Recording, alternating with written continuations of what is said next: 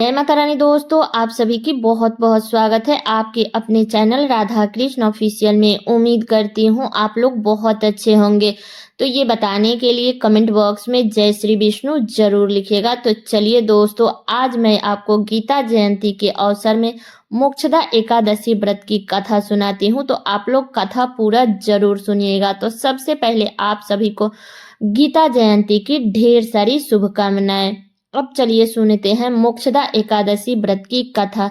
तो बता दूं कि कथा आप लोग पूरा जरूर सुनिएगा। कथा सुनने के बाद में आप लोग वीडियो को लाइक और चैनल को सब्सक्राइब जरूर कर लीजिएगा।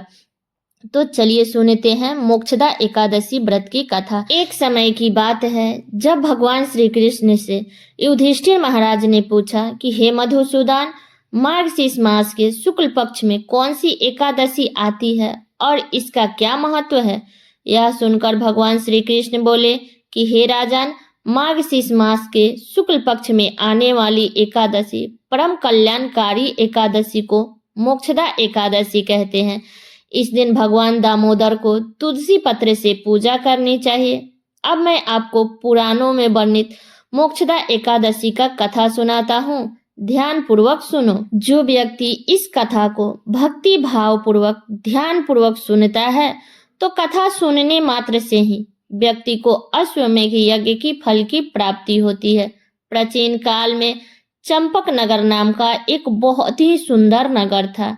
यह संपूर्ण सुख समृद्धि से संपन्न था। वहां बैखानस नाम का राजा राज करता था। उसके राज्य में चारों वेदों के ज्ञाता ब्रह्मा रहते थे। यह राजा अपनी प्रजा का पुत्र के समान ध्यान रखता था। एक बार रात्रि में राजा ने एक सपना देखा कि उसके पिता नरक में हैं। उसको बड़ा ही आश्चर्य हुआ। प्रातःकाल राजा ने ब्राह्मण के पास गया और अपनी सपना सुनाने लगा। हे ब्राह्मण देवता, मैंने अपने पिता को नरक में कष्ट उठाते देखा है। उन्होंने मुझसे कहा है कि हे पुत्र, मैं यहाँ नरक में पड़ा हूँ, यहाँ से तुम मुझे मुक्त कराओ। ब्राह्मण देवता, जब से मैंने यह सपने देखा है तब से मैं बहुत बेचैन हूँ। मन में बहुत बेचैनी हो रही है। मुझे इस राज धन, हाथी, घोड़े, पुत्र, स्त्री में कुछ भी सुख प्राप्ति नहीं हो रही है। मैं क्या करूं? हे ब्राह्मण देवता, इस दुख के कारण मेरा सारा शरीर जल रहा है। आप कृपा करके कोई तप, दान, व्रत आदि ऐसा उपाय बताइए जिसे कि मेरे पिता को मुक्ति मिल जाए। ऐसे पुत्र का जीवन बेकार है जो अपने माता पिता का उद्धार ना करा सके। एक उत्तम पुत्र वही है जो अपने माता पिता तथा पूर्वजों का उद्धार कराता है। वो हजारों मूर्ख पुत्रों से अच्छा है। जैसे एक चंद्रमा सारे जगत में प्रकाश कर देता है परंतु हजार तारे नहीं कर सकते। राजा की यह बात सुनकर ब्राह्मण बोले कि हे राजन, यहाँ पास ही भूत, भविष्य और वर्तमान के ज्ञाता पर्वत ऋषि का आश्रम है। आप वहाँ जाइए, आपकी समस्या का हल वो जरूर करेंगे। यह सुनकर राजा मुनि के आश्रम पर गया। उस आश्रम में अत्यंत शांत चित्त योगी और मुनि तपस्या कर रहे थे। उसी जगह पर्वत मुनि बैठे थे। राजा ने मुनि को प्रणाम किया। मुनि ने राजा से कुशल क्षेम के समाचार लिया। तब राजा ने कहा कि महाराज, आपके कृपा से मेरे राज्य में सब कुशल मंगल है, लेकिन मेरा चित्त अकस्मात अत्यंत अशांत होने लगा है। यह सब बातें सुनकर पर्वत मुनि ने आंखें बंद की और भूत विचारने लगे। फिर वह बोले कि राजन, मैंने योग्य बल से तुम्हारे पिता के कुकर्मों को जान लिया है। उन्होंने पूर्व जन्म में काम आतुर होकर अपनी पत्नी को ऋतु दान नहीं दिया। उसी पाप कर्मों के कारण तुम्हारे पिता ने पाप नरक में पड़े हैं। तब राजा ने कहा, इसका कोई उपाय बताइए।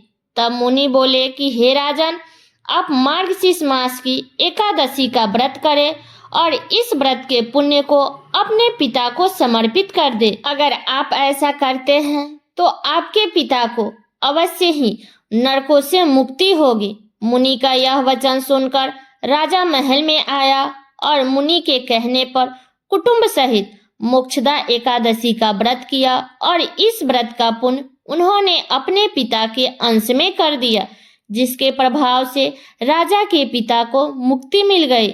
जब राजा के पिता स्वर्ग जाने लगे तो अपने पुत्र से कहने लगे, हे पुत्र, तेरा कल्याण हो। यह कहकर वह स्वर्ग चले गए। मार्गशीर्ष मास के शुक्ल पक्ष के एकादशी का जो व्रत करते हैं उनके समस्त पाप नष्ट हो जाते हैं। इस कथा को पढ़ने या सुनने से वाजपेयी यज्ञ की फल की प्राप्ति होती है। यह व्रत चिंतामणि के समान सब कामनाओं को पूर्ण करने वाला तथा मोक्ष देने वाला है। गीता के महात्म्य में शंकराचार्य जी ने बताया है कि यदि कोई व्यक्ति एक ही ईश्वर का पूजन करना चाहे तो वह देवकी पुत्र श्री कृष्ण की पूजा करे। यदि कोई व्यक्ति एक ही ग्रंथ पढ़ना चाहे तो वह श्री कृष्ण की भागवत गीता को पढ़े।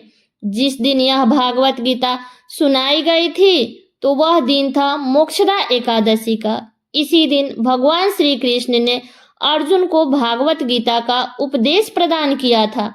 इसलिए इस एकादशी को गीता जयंती के नाम से भी जाना जाता है। इस दिन का विशेष ही महत्व होता है।